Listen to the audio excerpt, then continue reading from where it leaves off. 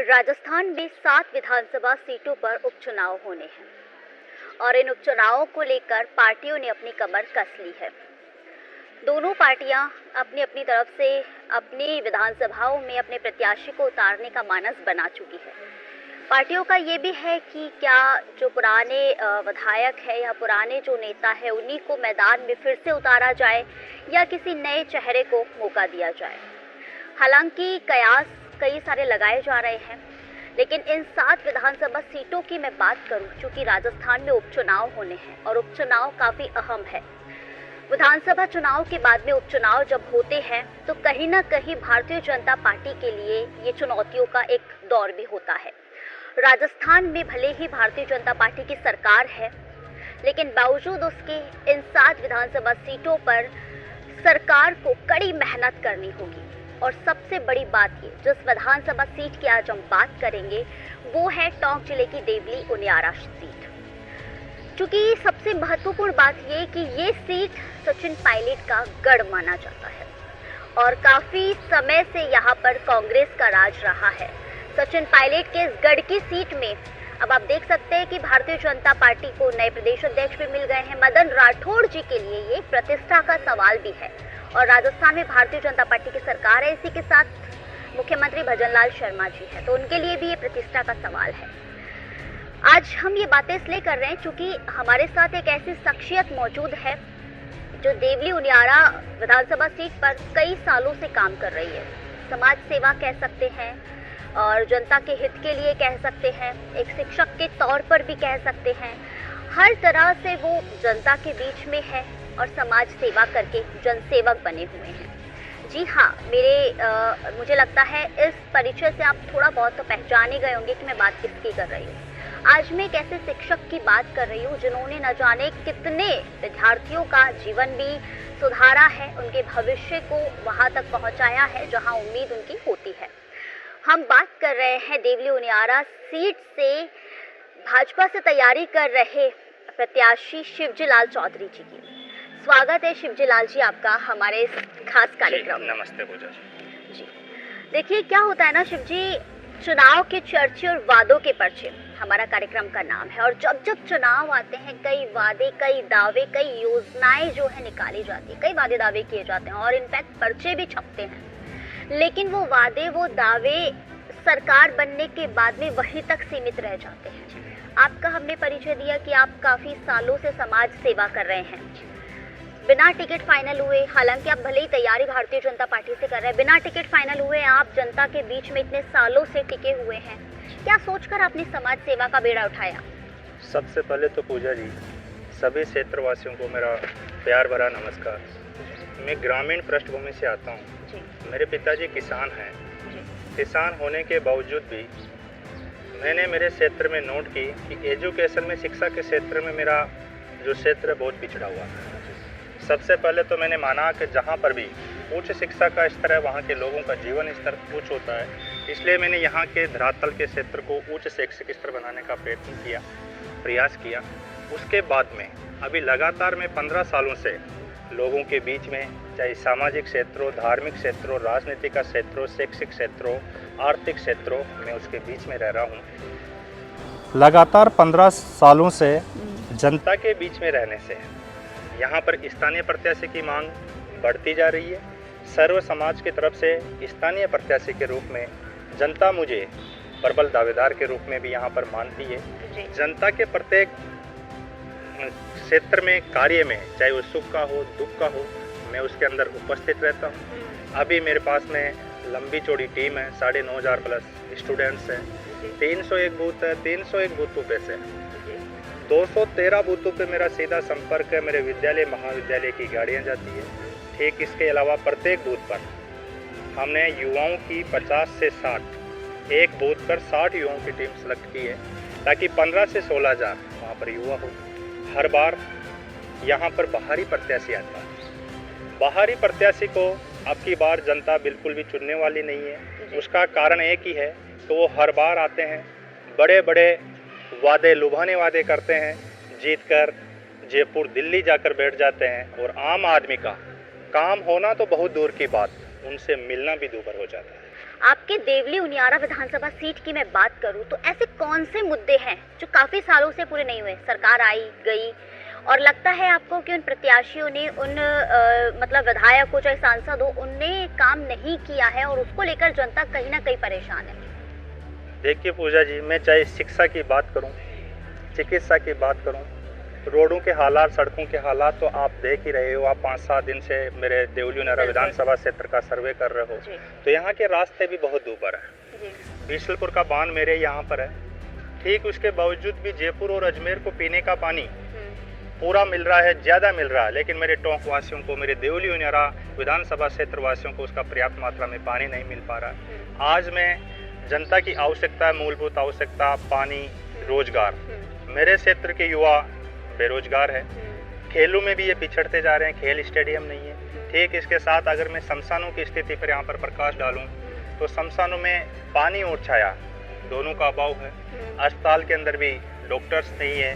ठीक इसके अलावा अगर बिजली की व्यवस्था में देखूँ तो थोड़ा बहुत तो अभी सुधार हुआ है, लेकिन जिस प्रकार से किसानों को पूरी बिजली मिलनी चाहिए वो भी यहाँ पर नहीं मिल पा रही है। तो मेरा तो मुख्य उद्देश्य एक ही रहेगा कि कुल मिला के अगर यहाँ के युवा शिक्षित होंगे, क्षेत्र शिक्षित होगा तो अपनी मांगों और अधिकारों के प्रति जागरूक बनेंगे। और जिस प्रकार से बाहर के उम्मीदवार प्रत्याशी आकर इनका दोहन शोषण करके चले जाते हैं, जीत कर बाहर बैठ जाते हैं, तो इनमें जागरूकता आएगी। शिव जी, मान लिया जाए कि पार्टी आपको टिकट देती है, आप पर भरोसा जता कर के एक बार आपको मौका देती है, तो आपका क्या विजन होगा? आप कैसे अपने क्षेत्र को बदलने का प्रयास करेंगे? क्या प्राथमिकताएं आपकी होगी? पार्टी अगर मुझे अवसर देती है तो मैं निश्चित रूप से गरीबों के, लोगों के जितने भी जायज़ काम हैं उनके बीच में आसानी से मैं 15 साल से उपलब्ध रह रहा हूँ। उनकी प्रमुख रूप से समस्याएं सुनकर उनको जयपुर दिल्ली जाना तो दूर की बात, मैं मेरे कैंपस में यहीं पे निर्धारित समय निर्धारित करके उनको बुला के अधिकारियों से बात करके उनकी समस्याओं का समाधान कराने का प्रयास करूँगा। साथ ही मेरा सप्ताह के अंदर प्रत्येक दिन प्रत्येक मंडल पर प्रवास के कार्यक्रम अभी भी 15 साल से रहते आए। बड़े बड़े आयोजनों के माध्यम से, जैसे प्रतिभाओं के सम्मान समारोह से संबंधित हुए, चाहे फिर मैं विधवाओं को सिलाई मिशन वितरण से संबंधित हुए, सामाजिक सरोकारों से संबंधित हुए, युवा खेल सप्ताह से संबंधित हुए, या फिर मैं कहूँ एक पेड़ माँ के नाम पौधारोपण कार्यक्रम से संबंधित हुए, तो मैं उनके बीच में रहकर भी, पहुँच कर भी उनकी समस्याओं का समाधान करने के लिए भरसक प्रयत्न करूँगा, ताकि हमारे क्षेत्र के आम आदमी को बाहर जाना पड़ता है, कार्य नहीं होते हैं, भटकना पड़ता है, अधिकारी नहीं सुनते हैं, तो उनकी समस्या का मैं समाधान बनकर करूँगा। जब भी कभी बात होती है चुनावों की तो बहुत सारे वादे दावे किए जाते हैं, लेकिन इन वादों पर ज़मीनी हकीकत पे कितना कौन खरा उतरता है ये तो वक्त बताता है। लेकिन आप देखिए कि इस बार उपचुनाव में बीजेपी के लिए चुनौतियां भरी ये सीटें हैं। ऐसे में देवली उनियारा में कैसे बीजेपी अपना परचम लहरा पाएगी? पार्टी अगर मुझे अवसर देती है तो मैं मानता हूँ मैं एक समाज विशेष की तरफ से तैयारी नहीं कर रहा हूँ। सर्व समाज मेरे साथ में है, स्थानीयता की मांग मेरे साथ में, युवा साथी मेरे साथ में, जिले के गो सेवक मेरे साथ में, विधानसभा का हर वर्ग, चाहे बुजुर्ग, माता बहनें, महिलाएं, युवा, शिक्षित वर्ग, व्यापारी वर्ग, सब मेरे साथ में। और मुझे पूर्ण विश्वास है अगर पार्टी मुझे अवसर देती है तो मैं निश्चित रूप से यह सीट निकाल के पार्टी की झोली में दूंगा और लोगों के जो भी विचार है, लोगों के जो भी आशाएं हैं उस पर खरा उतरूंगा। इसके साथ प्रधानमंत्री नरेंद्र मोदी जी के 2047 का जो विजन है उसको आप कैसे देखते हैं? 2047 के जो मोदी जी का जो विजन है विकसित भारत संकल्प का, तो मैं मानता हूँ वो उससे पहले ही पूरा हो जाएगा। जिस प्रकार से मोदी जी की कार्य योजना है, जिस प्रकार की गतिविधियां हैं और जिस प्रकार से पूरे देश के अंदर प्रत्येक विधानसभा क्षेत्र के अंदर हमारे जैसे युवा ऊर्जावान कार्यकर्ता कार्य कर रहे हैं, तो जल्दी ही भारत विकसित भारत बनकर सोने की चिड़िया बनेगा। आपको नहीं लगता पार्टी को युवाओं को भी मौका देना चाहिए? क्योंकि युवा कहीं ना कहीं ऊर्जावान होते हैं और उनकी सोच जो है कहीं ना कहीं ऊपर उठ करके आगे जाती है। मुझे 100% लगता है कि पार्टी में अगर चेहरों का बदलाव ये करेंगे, नए चेहरों का अवसर देंगे, तो निश्चित रूप से जो 7 सीटों पर अगर चुनाव होने जा रहे हैं, मैं तो ये मानता हूँ कि 7 के 7 सीटों पे अगर ये नए ऊर्जावान हमारे जैसे युवा कार्यकर्ताओं का अवसर देते हैं तो निश्चित रूप से पार्टी 7 के 7 सीटें जीतेगी। ठीक इसके साथ में सबसे प्लस पॉइंट मैं तो ये मानता हूँ कि नए चेहरों का विरोध नहीं होता है, सर्व समाज उनको वोट करता है, पुराने जितने भी चेहरे हैं वो गुटों के अंदर बढ़ जाते हैं, क्षेत्रीयता की समस्या वो ऊपर तक नहीं पहुंचा पाते हैं और 10-20 लोगों तक वो सीमित रह जाते हैं, इसलिए पार्टी का नुकसान होता है। तो मैं तो माननीय प्रदेश अध्यक्ष जी, राष्ट्रीय अध्यक्ष जी या मोदी जी से निवेदन करूंगा, मेरी बात पहुंचाऊंगा कि आने वाले उपचुनाव में आप युवा चेहरों को अवसर दें ताकि इस क्षेत्र के अंदर जो भी सक्रिय युवा है वो मोदी विजन 2047 को उससे पहले ही युवा चालेंगे तो 2047 नहीं, मैं तो ये मानता हूँ 2035 तक ही भारत को विकसित राष्ट्र बना देंगे। बेहद खूबसूरत। यदि आपको मौका मिलता है, अवसर मिलता है और यदि आप जीत जाते हैं तो ऐसे में आप किसानों के हित के लिए क्या कुछ व्यवस्थाएं करेंगे? आपकी क्या प्राथमिकताएं रहेगी किसानों के लिए? भारत एक कृषि प्रधान देश है और अधिकतर आबादी किसानों की है और किसानों के ऊपर पूरा देश टिका हुआ है। मैं ये मानता हूँ सरकार को किसानों के बारे में ज़्यादा से ज़्यादा सोचना चाहिए, इनकी फसलों का निर्धारित मूल्य घोषित करना चाहिए, लेवी के अंदर भी इनको प्राथमिकता देनी चाहिए। बिजली की जो इनके सामने समस्या रहती है तो सरकार इनके लिए पीने के पानी के साथ साथ फसलों के सिंचाई के पानी के लिए 24 घंटे बिजली उपलब्ध करवाए, जिससे किसान परेशान नहीं हो और एक उचित मूल्य की निर्धारण राशि पर इनकी फसलों का उचित मूल्य दिया जाए। इन 15 सालों में आपने जैसा कि बताया मुझे, मैं 15 सालों से कार्यरत हूँ, समाज सेवा कर रहा हूँ, जन सेवा कर रहा हूँ। ऐसे कौन से काम आपने किए जिसको लेकर जनता बहुत खुश होती हुई नजर आई? मेरे क्षेत्र का नहीं, मेरे जिले के अंदर चारों विधानसभा का एक भी सुख दुख का, अमीर गरीब का कार्यक्रम ऐसा नहीं रहता जहाँ पे मेरी भागीदारी नहीं रहती। ठीक इसके साथ में सामाजिक सरोकारों की तो मैं बात करूँ ही सही, शिक्षा के कार्यक्रमों में भी, चाहे वो युवाओं को प्रेरणा से संबंधित हो, चाहे गौशाला का कार्यक्रम हो, चाहे धार्मिक क्षेत्र के आयोजन हो, सब में मैं बढ़ चढ़ कर उपस्थित रहने के साथ में तन मन और धन से भी उसमें सहयोग करता आया हूँ। कभी भी अगर किसी भी गरीब के सामने अगर उसको प्रताड़ित किया जा रहा है तो चाहे थाने से संबंधित कार्य हो, तहसील से संबंधित कार्य हो, अस्पताल में इलाज से संबंधित कार्यक्रम हो, रक्तदान ब्लड डोनेशन से संबंधित कार्य हो, पौधारोपण से संबंधित, हर साल हजारों की संख्या में मैं युवाओं को प्रेरित करके, क्योंकि आज पर्यावरण संरक्षण के साथ साथ पर्यावरण चेतना बहुत जरूरी है, तो हर साल हमारा 5 से 10 हज़ार पौधारोपण का कार्यक्रम रहता है। अभी भी मोदी जी की मुहिम के तहत हमने एक पेड़ माँ के नाम के तहत 5100 पौधों का वितरण करके युवाओं को प्रेरित करके हमारे पूरे विधानसभा क्षेत्र के अंदर पौधारोपण का कार्य करवाया है। 22 जुलाई को हर वर्ष मेरा जन्मदिन आता है, तो युवाओं में, महिलाओं में इतना जोश जुनून रहता है। कब की बार तो मेरे विधानसभा क्षेत्र के अंदर दूनी नगर पालिका में माहेश्वरी समाज के मित्र मंडल द्वारा रक्तदान शिविर का आयोजन किया गया, ताकि ये जिले में नहीं, राजस्थान के अंदर एक ऐसा मैसेज दिया गया कि एक शिक्षाविद जनसेवक के जन्म दिवस पर माहेश्वरी समाज की महिलाएं भी रक्तदान शिविर के रूप में बढ़ चढ़ कर आगे आ रही हैं। शिव जी, आपने जैसा कि शिक्षा की यहाँ बात की, राजस्थान में शिक्षा हो या बेरोजगारी हो या रोजगार हो, ये एक बहुत बड़ा मुद्दा है और ऐसे में सरकार चाहे बीजेपी की हो, चाहे कांग्रेस की हो या अन्य कोई दल हो, इस पर हमेशा बयानबाजी करते हुए नजर आए, वार पलटवार करते हुए नजर आए। लेकिन आपको नहीं लगता कि शिक्षा के क्षेत्र में कहीं ना कहीं पार्टी किसी की भी हो, सोचना चाहिए युवाओं के हित के लिए कोई ऐसी योजना, कोई ऐसा कानून लागू करना चाहिए? आप देखो ना, जब भी कोई योजना आती है, कोई वैकेंसी आती है, उसके बाद में पेपर लीक हो जाते हैं, युवा वही हताश हो जाते हैं। ऐसे में आपका क्या विचार है, आप क्या सोचते हैं इसको लेकर? मेरा इस पे विचार है कि आने वाले समय में सरकार जो भी हो, सख्ती से वो पेपर करवाएं, पेपर लीक वाले प्रकरणों पर विशेष रूप से ध्यान दें।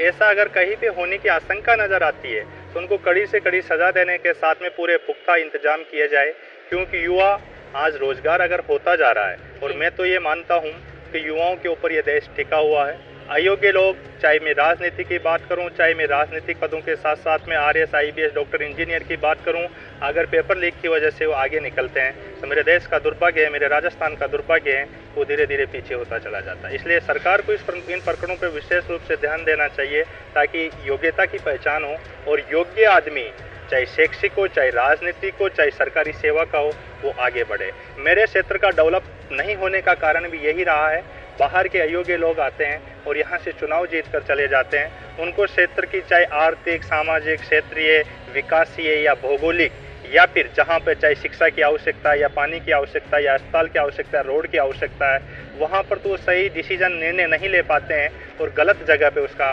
पैसों का इन्वेस्ट हो जाता है, तो वो उपयोगी नहीं होता है। तो मैं मानता हूँ कि योग्य आदमी का हर क्षेत्र में चयन हो और ऐसे जितने भी ये जो प्रकरण होते हैं उन पे सरकार पूरी तरह से लगाम कसे।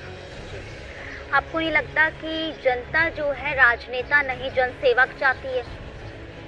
जी, इसी के साथ हमने आपकी विधानसभा का भी सर्वे किया और कई जगह हमने देखा मूलभूत सुविधाएं, शिक्षा, स्वास्थ्य, सड़क, बिजली, पानी, इनकी कहीं ना कहीं आज भी कमी है। सरकारें बदली, नेता आते हैं, बयानबाजी कर देते हैं, घोषणाएं कर देते हैं, योजनाएं कर देते हैं, लेकिन धरातल पर स्थिति जस की तस है।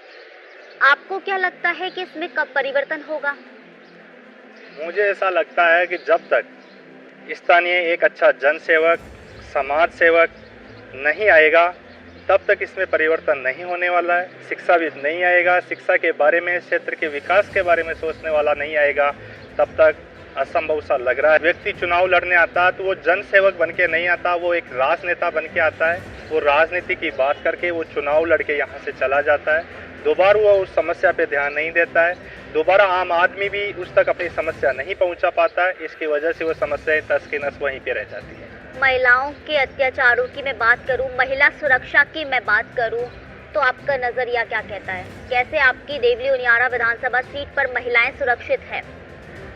मैं मानता हूं कि महिला सुरक्षा आज के समय में बहुत ज़रूरी है। महिलाएं आज किसी भी क्षेत्र में पीछे नहीं है और विशेष रूप से मोदी विजन में तो, मोदी जी की योजनाओं में तो 33% महिलाओं को हर क्षेत्र में आगे लाया जा रहा है। आज मेरे क्षेत्र की अगर मैं बात करूं तो धीरे धीरे यहाँ पर महिलाओं का ग्राफ बढ़ता जा रहा है। आज मेरे विद्यालय, महाविद्यालय में भी 60 से 65% बालिकाओं को क्षेत्रवासी शिक्षा ग्रहण करवा रहे हैं ताकि इनका शैक्षिक स्तर बढ़े, बालिकाएं आत्मनिर्भर बन सके, बालिकाएं अपने खुद का स्वयं का विकास करने के साथ साथ, कहा भी गया कि एक महिला या बालिका 2 घरों का नवनिर्माण करती है, तो वो करें, जिससे धीरे धीरे मेरा क्षेत्र भी आगे जा रहा है। आपका आने वाले 5 सालों का विजन क्या है? मेरा आने वाले 5 सालों का सबसे मुख्य विजन तो ये है कि मेरे देवली उनियारा क्षेत्र को कोई भी बैकवर्ड नहीं कहे। यहाँ पर जितनी भी समस्याएं हैं उन सब को मैं दूर कर सकूं, लोगों के बीच आसानी से रह सकूं, इनकी बात सुनकर इनकी जायज़ समस्याओं को दूर कर सकूं। और 200 विधानसभाओं के अंदर मेरा एक ही विजन है कि मेरा देवली उनियारा राजस्थान के अंदर अग्रणी हो, टॉप पे हो, सड़कें यहाँ पे टॉप क्लास हो, पानी की व्यवस्था से यहाँ कोई त्रस्त नहीं रहे, प्रत्येक रोड पे लाइटें हो, ग्राम पंचायत के अंदर शमशान घाट के साथ साथ छाया पानी की व्यवस्था हो, मेरे युवा साथियों के लिए खेल मैदान की वहाँ पर व्यवस्थाएं हो, स्टेडियम हो। और प्रत्येक ग्राम पंचायत में भी मैं देखता हूँ गौ माता का आज बुरा हाल होता जा रहा है। सड़कों के ऊपर भी अभी आप सर्वे में लगे हुए आप देख रहे होंगे, जगह जगह गायों को बैठने की, छाया पानी की व्यवस्था नहीं है। तो मेरा तो एक ही विशेष रूप से निवेदन रहेगा गौ माता के लिए भी, सरकार से भी, कि प्रत्येक ग्राम पंचायत स्तर पे अच्छी सुविधा वाली गौशालाओं का निर्माण किया जाए, क्योंकि सरकार के पास पैसों की तो कमी है ही नहीं। अगर प्रत्येक स्तर पे गौशाला बनेगी तो आज आप देख रहे हो जयपुर से कोटा जो हाईवे जा रहा है, रोजाना ये मानो कि सैकड़ों की संख्या में यहाँ पे एक्सीडेंट हो रहे हैं, गौ माता की दुर्दशा हो रही है, वाहनों का भी नुकसान हो रहा है, आम जन की भी हानि हो रही है। उस समस्या से भी छुटकारा पाया जा सके। अभी मेरे जो मित्र है, गौ सेवक है, वो रोजाना गायों के ये मानो रिफ्लेक्टर वगैरह रात में जा जाके भी उन पे लगा रहे हैं, एक्सीडेंट की घटना से बचाना चाह रहे हैं, एक्सीडेंट गायों का इलाज कर रहे हैं। तो ये भी एक मेरी प्राथमिकता में मुद्दा रहेगा। अच्छा, एक अंतिम सवाल मैं रखना चाहूँगी, जनता शिवजी लाल चौधरी को क्यों चुने? ये बात तो आप जनता के बीच में जा रहे हो, जनता का व्यूज आपके सामने आएगा। मेरा ये मानना है कि मैं शिक्षाविद के साथ साथ 15 साल से मैंने नहीं सोचा था कि जनता मेरी मांग कर लेगी, लेकिन मैं हमेशा 24 घंटे में से, आज भी आप मेरी दिनचर्या फील्ड में जानिए, 18 से 20 घंटे में जनता के बीच में रहता हूँ। ठीक उसके साथ में चाहे शिक्षा का क्षेत्र मेरा है, शिक्षा से संबंधित समस्या का समाधान तो और संभव मैं प्रयास करता ही हूँ, लेकिन अभी मैं कोई इतनी बड़ी पद पोस्ट पावर पे नहीं हूँ। फिर भी मेरा प्रयास रहता है कि कोई भी अगर समस्या है जायज़ है तो उसका मैं समाधान कर सकूँ, उनके सुख दुख में मैं भागीदार बन सकूँ। हमेशा उनके लिए मैं तत्पर रह सकूं। मेरी एक ही सोच है, मेरा देवली उनियारा आगे जाए, यहाँ के क्षेत्रवासियों को किसी प्रकार की कोई समस्या नहीं है। देवली उनियारा विधानसभा सीट से आप देख सकते हैं कि आज शिवजीलाल चौधरी जी से हमने बात की, उनके मन के विचारों को जाना, उनके विजन को जाना, लेकिन एक्चुअल में धरातल पर और कुछ क्या है या जनता का मूड क्या कहता है, जनता किसकी किस्मत बदलने वाली है या पार्टी किस पर भरोसा जताने वाली है, ये वक्त बताएगा। लेकिन आगे भी हम इस कार्यक्रम के तहत आपको देवली उनियारा विधानसभा सीट की जानकारी देंगे और यहाँ के हर पहलुओं को उठाकर आप तक पहुँचाएंगे। तब तक के लिए मुझे दीजिए इजाज़त। नमस्कार।